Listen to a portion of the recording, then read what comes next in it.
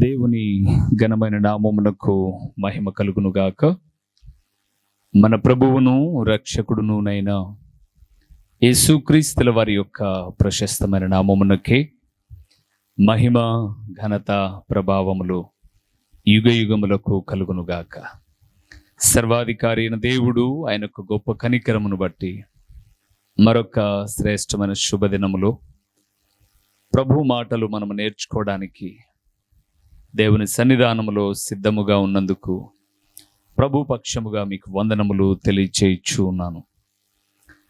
ప్రియులారా, మీ అమూల్యమైనటువంటి ప్రేమ ఆప్యాయతలను బట్టి ప్రతిరోజు ఈ దీన సేవకుని మీ గృహములోనికి ఆహ్వానించి చెబుతున్న ప్రతి మాట ద్వారా ఎంతగానో ఆత్మీయముగా బలపరచబడుతూ ఉన్నందుకు ప్రభు పక్షముగా నేను వందనస్తుడనై ఉన్నాను. మీ అందరి కొరకు ప్రార్థన చేస్తూ ఉన్నాను. అయితే భారమైనది ఈ పరిచర్య, మీ ప్రార్థన సహకారాలు ఈ పరిచర్య ముందుకు వెళ్ళడానికి ప్రభు కృపచూపులాగున ప్రార్థన చేయండి. నేను ప్రతి నెల ఒకటి సేవకుల గురించి మాట్లాడుతూ వచ్చేవాడిని. ఈ మధ్యలో కొంతకాలం సేవకుల గురించి మాట్లాడలేదు. కొంతమంది సేవకులు ఈ వాక్యాన్ని వీక్షిస్తూ ఉన్నారు. వారు నాతో అనేవారు, మీరు చెబుతున్న సేవకులు గురించిన సంగతులు కూడా మాకెంతగానో ఉపయోగపడుతూ ఉన్నాయి. కొంతమంది వయసులో నాకన్నా పెద్దవారు ఉన్నారు, నాతో సమౌజ్జీవంగా ఉన్నవారు ఉన్నారు, నాకన్నా చిన్నవాళ్ళు ఉన్నారు, నన్ను ప్రేమించే తల్లులు ఉన్నారు, తండ్రులు ఉన్నారు, సోదరీమణులు. ప్రతి ఒక్కరికి ఉపయోగకరమైనవి దేవుని మాటలు అని నేను విశ్వసిస్తూ, కొన్ని మాటలైనా హెచ్చరించుట దీవెన అని గ్రహిస్తూ ఆత్మీయముగా ముందుకెళ్ళడానికి ప్రభు సహాయం చేస్తూ ఉన్నాడు. ఈరోజు మనం ధ్యానం చేయబోతున్న ప్రాముఖ్యమైన విషయం ఏంటనగా, విశ్వాసులు, సేవకులు దేనిలో ప్రసిద్ధికెక్కాలి? విశ్వాసులు, సేవకులు దేనిలో ప్రసిద్ధికెక్కాలి?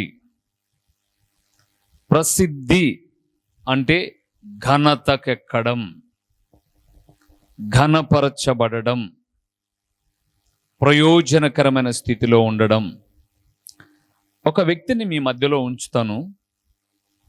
ఆయన బహుగా ప్రసిద్ధికి ఎక్కాడు, గణపరచబడ్డాడు. ఆయన లక్షణాలు ఏంటో రానున్న దినాల్లో ఒక సందేశం చెప్తాను. కానీ ఈ దినమైతే దేవుని నమ్మిన ప్రియబిడ్డలమైన మనం ఉన్న కాలనీలోనో, మనమున్న ఊరిలోనో, మన బంధువుల మధ్యనో, మన రక్త సంబంధికుల మధ్యనో, తోటి సేవకుల మధ్యను ఎలాగ మనం ప్రసిద్ధికి ఎక్కగలం, ఎలాగ మనము ప్రసిద్ధికి ఎక్కగలము చూద్దాం. మూలవాక్యంలోనికి వెళ్దాం. సమూయేలు మొదటి గ్రంథము 18వ అధ్యాయము. సమూయేలు మొదటి గ్రంథము 18వ అధ్యాయము 30వ వచనాన్ని చూద్దాం. ఫిలిష్తీయుల సర్దారులు యుద్ధమునకు బయలుదేరుచు వచ్చిరి. వారు బయలుదేరినప్పుడెల్లను దావీదు బహు వివేకము కలిగి ప్రవర్తించుచు రాగా సౌలు సేవకులందరికంటే, చూడండి ప్రియులారా, సౌలు సేవకులందరికంటే అతని పేరు బహు ప్రసిద్ధికెక్కెను. చాలు ప్రియులారా, ఈరోజు మనం చూస్తున్న ప్రతి మాటలో కూడా ఇలాగ ఉంటే మీరు ప్రసిద్ధికి ఎక్కుతారు అన్న విషయాన్నే మనం చూస్తాం. ఎలాగుండాలో మనం తెలుసుకుందాం, అలాగుందాం, దీవించబడదాం. సరైన ప్రియులారా, దావీదును గురించి ఒక చక్కటి స్టేట్మెంట్ ఇక్కడ మనం చూస్తున్నాం.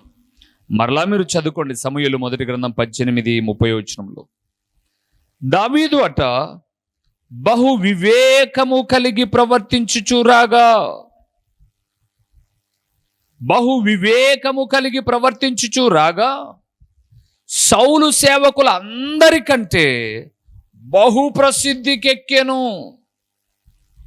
ఒక విశ్వాసిగా, ఒక దేవుని సేవకుడవుగా, ఒక సంఘ సభ్యుడవుగా, ఒక సంఘ పెద్దవుగా, ఒక దేవుని పొలములో నాటబడిన కుమారుడు కుమార్తెవుగా నీవు దినదినము ప్రసిద్ధికెక్కాలి అంటే, దినదినము నువ్వు ఘనపరచబడాలి అంటే, దినదినము నీ పేరు ప్రఖ్యాతి నొందాలి అంటే నీకు వివేకము అవసరం ప్రియులారా. వివేకం అంటే ఏంటో కూడా చెప్తానులేండి, ఏం తొందరపడద్దు, సరేనా? వివేకము అవసరం. అందుకే యేసు ప్రభుల వారు తన శిష్యులను లోకంలోనికి పంపిస్తూ ఉన్నప్పుడు, తన పని నిమిత్తమై పంపిస్తున్నప్పుడు అంటున్నాడు, మీరు పాముల వలె వివేకులను, పావురముల వలె నిష్కపటులునై ఉండుడి అన్నాడు. వివేకము మీకు అవసరం. అవును, అన్యులు చుట్టూ ఉన్నప్పుడు ఏ వాక్యం ప్రకటించాలో మీకు వివేకం అవసరం. పోట్లాట జరుగుతున్నప్పుడు మీకు వివేకం అవసరం. బైబిల్ గ్రంథం సెలవిస్తుంది, వివేకము లేని శూన్యమైనటువంటి మృగముల వలె ప్రవర్తిస్తారని యూదా పత్రికలో రాయబడింది.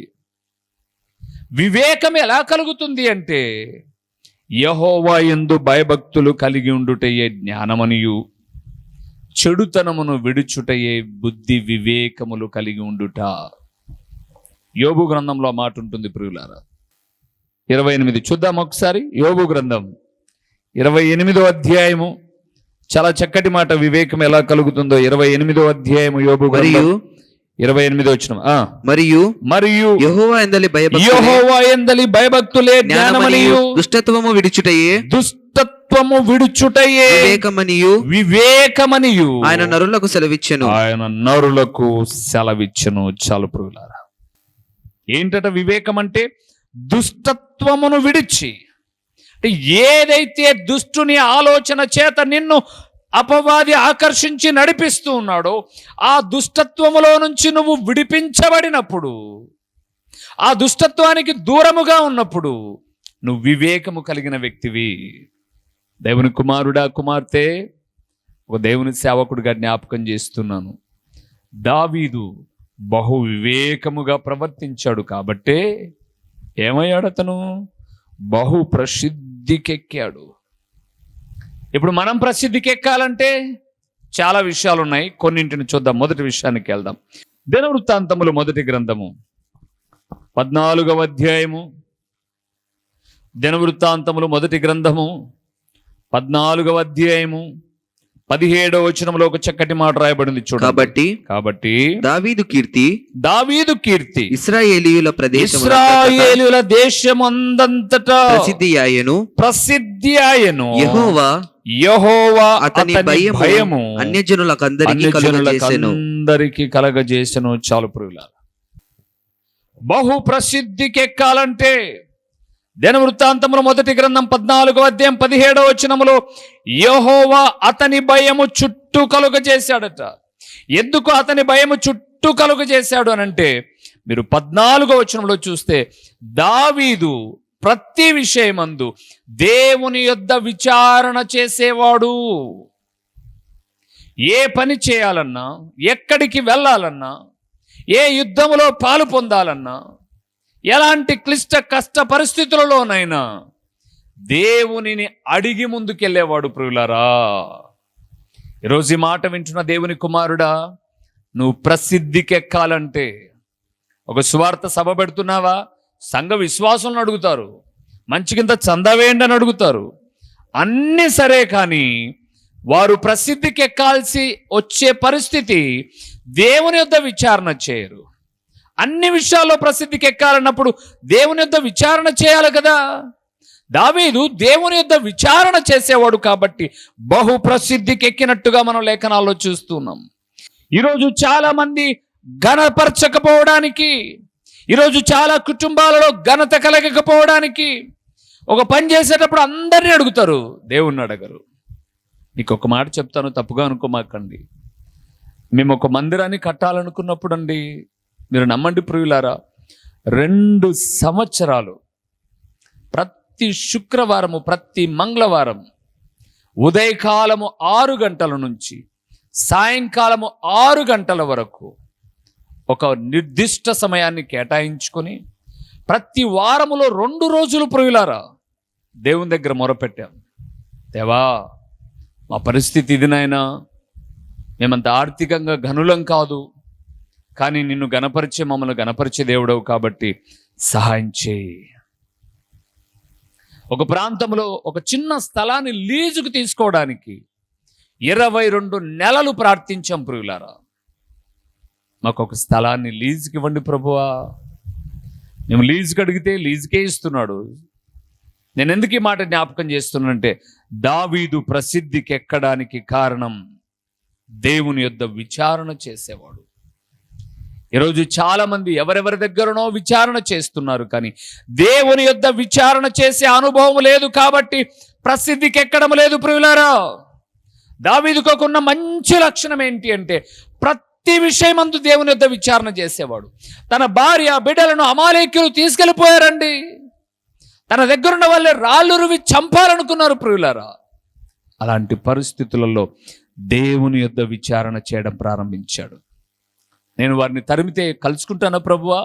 నువ్వు చెప్పయ్యా, నువ్వు చెబితే నేను చేస్తాను అన్నాడు. దావీదు, తరుము, వాళ్ళను పట్టుకోగలుగుతావులే, తరుము అన్నాడు. అంతే, తరవడం ప్రారంభించాడు. దేవుని యందు నాకు ప్రియమైన వారలారా, మనం ప్రసిద్ధికి ఎక్కాలి అంటే దేవుని యొద్ద విచారించాలి. బస్ స్టేషన్కి వెళ్తే బస్ ఎంక్వైరీ ఉంటుంది, రైల్వే స్టేషన్కి వెళ్తే రైల్వే ఎంక్వైరీ ఉంటుంది, విమానాశ్రయానికి వెళ్తే ఎయిర్ప్లేన్ ఎంక్వైరీ ఉంటుంది. ప్రతి చోట ఒక విచారణ కేంద్రం.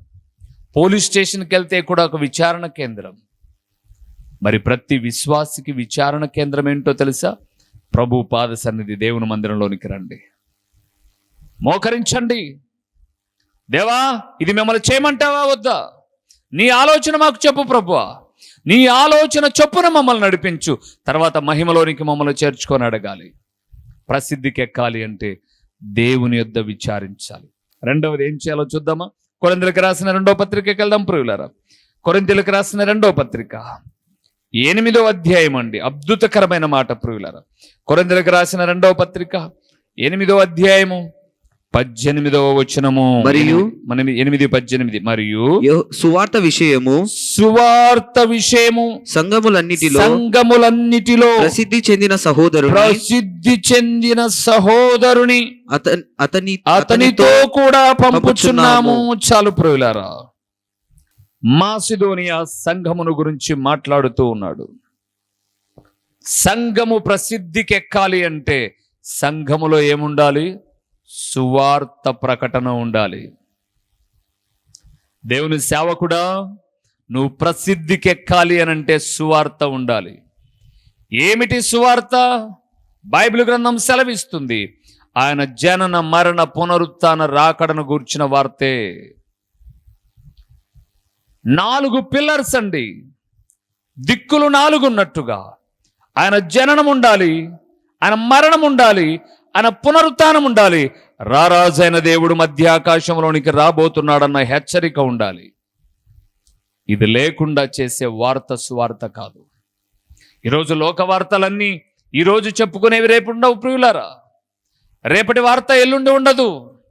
కానీ సువార్త ఎప్పుడు కూడా స్థిరమైనది, శాశ్వతమైనది. ఆ సువార్త సంఘము ద్వారా జరిగే వార్త ప్రసిద్ధికి ఎక్కుతుంది. ఎన్నో పర్యాయం చెప్పాను ప్రియులారా మీకు. మాది చాలా చిన్న సంఘం, పిల్లలు పెద్దలు అంత 110 మందే ఉంటాం మేము. మా దగ్గర నుంచి చాలా మంది బ్యాప్టిజం తీసుకొని బయటికి వెళ్ళిపోయారు. ఎందుకు వెళ్ళిపోయారు? సేవకుడు వాక్యం చెప్తూ తాగినందుకు కాదు. తాగమేము, తాగమని చెప్పం. చాలా కరాఖండితంగా ఖండిస్తాను. పాపముతో రాజీ పడను. ఎవరు లేకపోయినా ప్రారంభ దినాల్లో ఒక్కనే మోకరించి మందిరంలో ప్రార్థన చేసుకున్నాను, అలాగే చేసుకుందాం అనుకుంటాను. మళ్ళీ పోషిస్తాడు ఆయనే. ఆ రోజు ఎవ్వరు లేనప్పుడు, ఒంటరిగా ఉన్నప్పుడు నన్ను పిలిచిన దేవుడు ఆహారం ఇచ్చి, నీళ్ళు ఇచ్చి, వస్త్రం ఇచ్చి పోషించాడు. ఇప్పుడు ఎందుకు పోషించాడు? ఆయనకు ధైర్యం. ఒకవేళ పోషించకపోతే పని చేసుకుని సేవ చేసుకుంటున్న ధైర్యం నాది. తప్పిదాన్ని ఖండిస్తున్నందుకు దూరం అయిపోతూ వచ్చారు ప్రియులారా. ఇప్పుడున్న వాళ్ళు ఎంతమంది ఉంటారో కూడా లేదో చెప్పలేం. ఎందుకంటే ప్రతి దినాన సనుగుతూ ఉంటారు, నసుకుతూ ఉంటారు. ఒక తప్పిదాన్ని గద్దిస్తే ఒప్పుకోరు. గద్దించకూడదు. సేవకుడు మమ్మల్ని ఎప్పుడు కూడా నూనె రాసి అలాగ ఇలాగ దులుపుతూ ఉండాలనుకుంటారు. దులుపుతూ కాదు, దువ్వుతూ ఉండాలనుకుంటారు. దులపడం ఒప్పుకోరు. అయితే ప్రియులారా, నేను ఒక మాట చెప్తాను. ఈ చిన్న సంఘము ఈరోజు అనేక ప్రదేశాలకు సువార్తను వ్యాప్తి చేస్తుంది.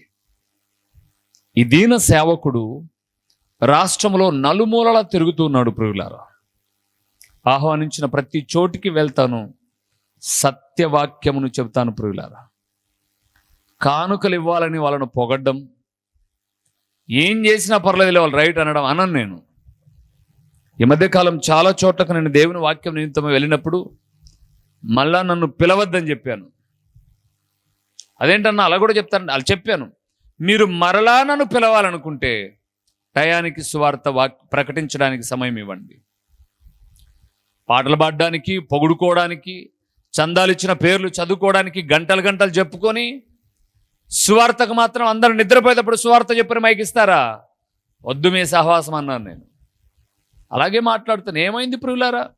మహా అంటే వాళ్ళు పిలిస్తే 3-4 వేలు ఇస్తే అది పెద్ద గొప్పనా? ఆ గొప్ప కోసం నిద్రపోయే వాళ్ళందరినీ లేయండి అని వాక్యం చెప్పాలా? మంచి నేలను పడిన విత్తనము మాత్రమే 30 60 100 ఫలించింది. మంచి నేల పడాలని విత్తనము అని అంటే మంచి సమయంలో సేవకునికి వాక్యం ఇవ్వాలి. డాన్సులకు, పాటలకు ఆమె 100 ఇచ్చింది, 500 ఇచ్చాడని చందాలు చదువుకోవడానికి గంటల సమయాన్ని చెప్పి లాస్ట్లో మీరు చెప్పండి ఎంతసేపు అయినా అంట. ఏం చెప్తారండి? పిల్లలు నిద్రపోయేటప్పుడు 10 గంటల సువార్త వాక్యం ప్రకటిస్తారా? 10 గంటలకు సభలు అయిపోవాలంటే 10:30కు అయిపోవాలనుకో. ఒకవేళ 10 గంటలకు వాక్యం ఇచ్చి ఎంతసేపు అయినా చెప్పండి బ్రదర్, మా వాళ్ళు వింటారు అంటే ఏంటి వినడం? సువార్త విషయంలో రాజీ పడలేదు ప్రియులారా. అందుకే దేవుడు బహు ప్రసిద్ధికి ఎక్కించకపోయినా 10గురిలోనైనా వాక్యాన్ని వాక్యంగా చెబుతాడని ఘనత కలిగించే రీతిగా దేవుడు నడిపిస్తూ ఉన్నాడు. మాసిదోనియా సంఘమును గురించి మాట్లాడుతూ అంటున్నాడు, సువార్త విషయంలోనట ప్రసిద్ధికి ఎక్కాలట సంఘం. ఈరోజు సంఘాలు సువార్త విషయంలో ప్రసిద్ధికి ఎక్కడంలా ప్రతి సంఘంలో కూడా ఈ స్టాల్స్ ఎక్కువైపోయాయండి. ఏ స్టాల్స్? నూనె స్టాల్స్, ఖర్చూపుల స్టాల్స్, ఈ స్టాల్ ఎక్కువైపోయాయి. ఒకప్పుడు ఎక్కడో ఊరు బయట ఉండేవి, లేకపోతే ఎక్కడో బయట ఉండేవి స్టాళ్ళు. ఇప్పుడు ఎవరి సంఘంలో వాళ్ళు తెచ్చిపెట్టుకున్నారు. సరే మనమే నూనె అమ్ముదాం, బయట 50 అయితే మనం 30కి అమ్ముదామని. సంఘము సువార్త విషయంలో ప్రసిద్ధికి ఎక్కాలి. మాసిదోనియా సంఘం అయితేనేమి, ఆదిమ సంఘం అయితేనేమి, క్రీస్తు సంఘం అయితేనేమి సువార్త కొరకు మాత్రమే పాటుపడింది. సువార్తలో ప్రసిద్ధికి ఎక్కాలి. మూడవది ఎందులో ప్రసిద్ధికి ఎక్కాలో చూద్దామా? రండి ప్రియులారా, రోమీయులకు రాసిన పత్రికకు వెళ్దాం. రోమీయులకు రాసిన పత్రిక 16వ అధ్యాయము 7వ వచనము. నాకు బంధువులను నా తోడి ఖైదీలునైనా ఆంద్రోనికును యూనియాకును వందనములు. వీరు అపోస్తులలో ప్రసిద్ధికెక్కిన వారై నాకంటే ముందుగా క్రీస్తునందున్న వారు. చాలు. ఎవరండి వీళ్ళు? 16వ అధ్యాయాన్ని మీరు పూర్తిగా చదవండి, తొందరం లేదు. రోమీయులకు రాసిన పత్రిక 16వ అధ్యాయము మీరు పూర్తిగా చదవండి. ఎందుకు చదవాలి అని అంటారేమో, ఆ అధ్యాయములో చాలామంది స్త్రీలున్నారు. అపోస్తులుల పరిచర్యలో సమర్పణలో త్యాగశీలులండి వారు. ఎవరు వారు? సమర్పణలో ప్రసిద్ధికెక్కిన స్త్రీలు. ఫీబే మొదలుకొని, అకుల ప్రిస్కుల కుటుంబం మొదలుకొని, మనం 7వ వచనంలో చదివినట్లుగా మరియా అయితేనేమి, యూనియా అయితేనేమి, 5వ వచనంలో ఎఫెటెనుకును అయితేనేమి, ఇలాగ చాలా మంది ఉన్నారు. 12వ వచనం వచ్చేసరికి చాలా మంది త్రుఫైనాకును, త్రుఫోసాకును, ప్రియురాలకు పెర్సిసునకును, ఇలాగ చాలా మంది చెప్పుకుంటూ వచ్చారు. ఈ 16వ అధ్యాయంలో ఉన్నటువంటి ఈ స్త్రీ పురుషులు దేవుని ప్రియబిడలు ఎవరు అనంటే సమర్పణలో ప్రసిద్ధికెక్కిన వారు గనులు. దేవుని ప్రియబిడ్డలారా, ఈ వాక్యం మీ మధ్య ప్రకటించబడుతుంది అనంటే మేము దాచుకుంటే ప్రకటించబడదండి. ప్రతిరోజు మీరు వాక్యం ఉంటే ఏమనుకుంటున్నారు, బాగా చెప్తాడు, మంచి సబ్జెక్ట్ ఉంది, ఒక లైన్గా వెళ్తాడు అంటారు కదండి. ఒక లైన్గా వెళ్ళాలన్నా, సబ్జెక్ట్ ఉండాలన్నా, ఈ 4 సంవత్సరాలు టీవీలో వచ్చిన సబ్జెక్ట్ కాదు ఇది. 23 సంవత్సరాల సేవలో ఉన్నాను ప్రియులారా. నేను 23 ఏళ్ల నుంచి ఇదే సబ్జెక్టే నాది. ఈ 4 సంవత్సరాలు వచ్చిన సబ్జెక్ట్ కాదు ఇది. ప్రారంభం నుంచి కూడా వాక్య విషయంలో రాజ్యపడని పోరాటమే, ఒక ప్రణాళికబద్ధంగా వెళ్తున్నాను. మరి ఈ 4 నెలలలో ఎందుకు ప్రసిద్ధికి ఎక్కాను? దేవుని పిల్లల సమర్పణ, ధనము మిగిలించుకొనుట కన్నా ఖర్చు పెట్టి సువార్తను ప్రకటిద్దామని. మీరు నమ్ముతారా ప్రియులారా? దేవుని సేవకుడుగా మీరు అందించే ప్రతి రూపాయిని పొదుపు చేసి దాన్ని అలాగ మిగలబెట్టి ఛానల్కి ఇవ్వాల్సింది ఛానల్కు, సువార్త పనిలో ఖర్చు కావాల్సింది సువార్తలో, దేవుని పొలములో ఆయా ప్రదేశాలకు వెళ్ళాల్సి వచ్చినప్పుడు ఎక్కడికెక్కడికి వెళ్ళడానికి, ప్రస్తుతం ప్రార్థన చేసుకుంటున్నప్పుడు అవసరమైనటువంటి ధనము కూడా అవసరమే కదా. అలాంటప్పుడు దేవుని పిల్లల సమర్పణ ప్రసిద్ధికి ఎక్కుతుంది ప్రియులారా. బైబిల్ గ్రంథంలో ఒక పేద విధవరాలు దేవుని మందిరంలో ఎన్ని కాసులు వేసిందామే? 2 కాసులే. అంటే ఇప్పుడు మేము 2 కాసులు ఇస్తే సరిపోతుందా? కాదు ప్రియులారా. అక్కడ రాయబడ్డ మాట ఏంటంటే ఆమె జీవనం అంతా వేసింది, ప్రసిద్ధికి ఎక్కింది. ఈరోజు ఎవరు ప్రసిద్ధికి ఎక్కుతారు? సమర్పణ కలిగిన వారు. ఈ మధ్య నేను ఒక ప్రాంతానికి సువార్త సభలలో దేవుని వాక్యం చెప్పడానికి వెళ్ళాను ప్రియులారా. వాళ్ళని నేను చూడలేదు, వాళ్ళు నన్ను టీవీలో చూశారు, యూట్యూబ్లో చూశారు. అయ్యా మా ఊరికి రండి, దేవుని వాక్యం ప్రకటించండి అన్నారు. సరే అని వెళ్ళాం. సువార్త వాక్యం ప్రకటించాం, ఘనంగా దేవుని మాటలు ప్రకటించాం. కొంత భోజనం పెట్టి తినేసి బయలుదేరేటప్పుడు, అయ్యా మీరు ఒకరింటికి రావాలి, ప్రార్థన చేయాలి అన్నారు. ఏంటండి ఎవరింటికి అని అడిగితే, ఈ మీటింగ్కు మీరు ఇక్కడికి రావడానికి వాళ్ళేనండి మీ కొరకై రాను పోనయ్యే ఛార్జీలు, మీకు కొంత కానుక ఇవ్వాలని సమర్పణ కలిగిన వారు పిలిస్తేనే మేము ఇక్కడికి మిమ్మల్ని పిలిచాం. వాస్తవానికి సంఘము పిలిచింది కాదు ఇది అన్నారు. సరే అని వాళ్ళ ఇంటికి వెళ్ళాను. ఏం పని చేస్తారయ్యా మీరు అన్నాడు. ఒక తాపి మేస్త్రి నేను. వాళ్ళ భార్య లోపల గదిలో ఉంది. అమ్మ ఆమె ప్రార్థన చేయండి అంటే వెళ్తే ఆమెకు అప్పుడే స్టంట్ వేశారు 1 వారం క్రితమే. అంటే ఆమె పరిస్థితి బాగలేదు, అనారోగ్యగ్రస్తురాలు పాపం. ఆరోగ్యంగానే ఉన్నింది. మొదట కిడ్నీలో స్టోన్స్ అనుకున్నారు, తర్వాత హార్ట్లో ఏదో కొంచెం ప్రాబ్లం అన్నారు, స్టంట్ వేశారు. ఫోన్ కూడా చేశారు మధ్యలో వాళ్ళు, ప్రార్థన చేయండి. చేశాను నేను మామూలు అందరితో పాటు. తర్వాత వాళ్ళు అన్నారు ఈమె రెస్ట్ తీసుకోమన్నారు, ఇక లైఫ్ లాంగ్ టాబ్లెట్స్ వాడాలి అన్నారు. ప్రార్థన చేస్తానమ్మా అని అన్నాను. ఇప్పుడు ఆమె చేతనే నాకు కానుకిపిస్తున్నారు. నేను అన్నాను, ఏంటండి ఆమె చేత కానుకిపిస్తున్నారు? ఆమె బాగలేకుంటే ఆమెకి ఏదైనా మనం సాయం చేయాలి, ఆ కుటుంబానికి మనం ఏదైనా హెల్ప్ చేయాలి. సంఘం 150 కుటుంబాలు కలిగిన సంఘం అండి ఆ ఊర్లో. 150 సంఘము, ఒక్కొక్కరు 10 రూపాయలు వేసినా 1500 అవుతుంది, 50 రూపాయలు వేసినా దాదాపు 7000 అవుతుంది. కానీ ఆమె కానుకిస్తుంది. నేను అన్నాను, వద్దమ్మా నువ్వు అనారోగ్యంగా ఉన్నావు, ఇది మీరే పెట్టుకొని భోంచేయండి అన్నాను. అయ్యా ఈ ఊరికి మిమ్మల్ని పిలిపించి మీతో సువార్త చెప్పించాలి అని మేము ఆశపడి, మాకు అనారోగ్యము కలగక ముందే, అంటే ఆమెకు అనారోగ్యంగా అయ్యి హాస్పిటల్కి వెళ్ళింది 15 రోజుల క్రితం. నన్ను ఆ ఊరికి సువార్తకు రమ్మని బుక్ చేసింది 1.5 నెల క్రితం.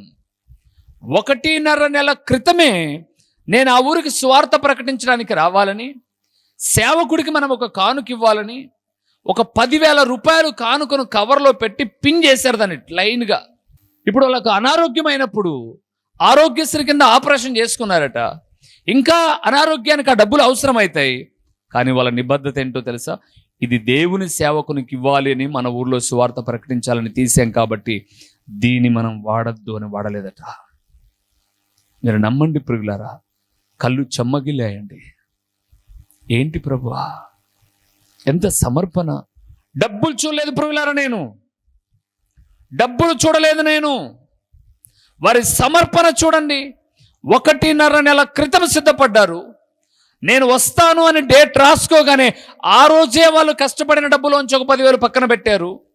హాస్పిటల్కి వెళ్ళినా, ప్రయాణాలు జరిగినా, మీటింగ్ జరుగుతున్నా వారి సమర్పణ ప్రసిద్ధి కలిగినది. నేను ఎందుకు ఈ మాట జ్ఞాపకం చేస్తున్నానో తెలుసా? దేవుని ప్రియబిడ్డలు సమర్పణలో ప్రసిద్ధికి ఎక్కాలి. ప్రార్థన చేశానండి ఆ ఇంట్లో, దేవా నీ దాసురాలు నీ కృపలో జ్ఞాపకం చేసుకో. ఈ ప్రాంతంలో నేను ప్రకటించిన సువార్త వ్యర్థం కాకూడదు. వీరు ఏ ఆశతో మీ మాటలు ప్రకటించమన్నారో ప్రకటించి వచ్చాను నేను. ఈ విషయాలని నాకు ముందు తెలియదు ప్రియులారా. ఈ విషయాలని నేను అక్కడికి వెళ్ళేంత వరకు కూడా తెలియవు, వెళ్ళి వాక్యం ప్రకటించేంత వరకు కూడా తెలియవు. ఇక నేను ప్రకటించి ఆ రాత్రి వెనక్కి వచ్చేటప్పుడు, రూమ్కి వచ్చేటప్పుడు, ఉదయం నేను ప్రయాణమై రావాలి, వెనక్కి వచ్చే ముందుగా నాకు తెలిసింది. నేను జ్ఞాపకం చేస్తున్నాను, ఒక దేవుని సేవకుడిగా సువార్త విషయములో ప్రసిద్ధికి ఎక్కాలి. 3వది సమర్పణ విషయంలో ప్రసిద్ధికి ఎక్కాలి. ఈరోజు ఈ మాట వింటున్న దేవుని కుమారుడా, దేవుని కుమార్తె, సమర్పణ విషయంలో ప్రసిద్ధి కలిగి ఉండాలి. 3 విషయాలు మీతో చెప్పాను. మొదటిది విచారించుటలో ప్రసిద్ధికి ఎక్కాలి. 2వది సువార్త విషయంలో ప్రసిద్ధికి ఎక్కాలి. 3వది సమర్పణలో. చాలా మంది బిడ్డలు దేవుని పరిచర్యలో సమర్పణ అర్పిస్తూ ఉంటే ఈ పరిచర్య ముందుకు వెళ్తూ ఉంది. ఈ దీన సేవకుడు సువార్త ప్రకటిస్తూ ఉన్నాడు. దేవుని ప్రియబిడ్డలారా, మీరెందుకు సహకారులుగా ఉండకూడదు? భారభరితమైన పరిచర్య, శ్రేష్టమైన వాక్యం ఉన్నది ఉన్నట్లుగా ప్రకటిస్తూ ఉన్నప్పుడు మీరు కూడా సహకారులుగా ఉంటే ఆ సహకారుల పేర్లు జీవ గ్రంథమందు లిఖించబడతాయి. తలలో ఉంచుదామా? కళ్ళు మూసి ప్రార్థన చేద్దాం. ఓ తండ్రి, మేం ప్రసిద్ధికి ఎక్కడానికి ఇట్టి లక్షణాలు మేము కలిగి ఉండడానికి సహాయం చేయని ప్రభువుని అడుగుదాం. ప్రభు ఎదుట మనం కూడా ఒక సమర్పణ కలిగిన జీవితాన్ని కలిగి ఉందాం. ప్రార్థన చేసుకుందాం. తలలు వంచుదాం. ఓ ప్రేమ స్వరూపి, కరుణా సంపన్నుడా, మీ ఘనమైన నామమునకు స్తోత్రములు చెల్లిస్తూ ఉన్నాము నాయనా. అత్యంత విలువైన మీ పరలోకపు సంగతులు నీ ప్రియబిడ్డలతో మాట్లాడడానికి దావీదు తన సేవకులందరిలో ఎలాగూ ప్రసిద్ధికి ఎక్కాడో, నేను నమ్మిన బిడ్డలమైన మేము కూడా ఎలాగూ ప్రసిద్ధికి ఎక్కాలో మీరు మాట్లాడుతూ వచ్చిన విలువైన సంగతుల కొరకు స్తోత్రములు. ఓ తండ్రి, ప్రకటించబడిన ఈ పరలోకపు సంగతులు వ్యర్థముగా పోకుండా సారవంతమైన నేలను పడిన విత్తనము వలె 30దంతలుగా 60దంతలుగా 100అంతలుగా ఫలింపచేసి మీ ఘననామమునకు మహిమ ఘనత ప్రభావములు మీరు కలుగు చేసుకొనుమని ఎంతైనా నమ్మదగిన దేవుడవైన మీకు స్తుతులు చెల్లించుకుంటూ ఈ మనవులన్నీ కూడా మా ప్రభువును మీ ప్రియ కుమారుడునునైనా యేసుక్రీస్తుల వారి యొక్క ప్రశస్తమైన నామములో దీన మనస్సుతో అడిగి పొందియున్నాము తండ్రి. ఆమేన్. మా చిరునామా దైవజనుడు బ్రదర్ ఓ రూబేన్ గారు, క్రీస్తు ప్రార్థనా మందిరం, డోర్ నెంబర్ 1-10-386, నగరిగుట్ట, పులివెందుల, కడప జిల్లా. మీ ప్రార్థనా అవసరాల కొరకై సెల్ నంబర్ 9989067409.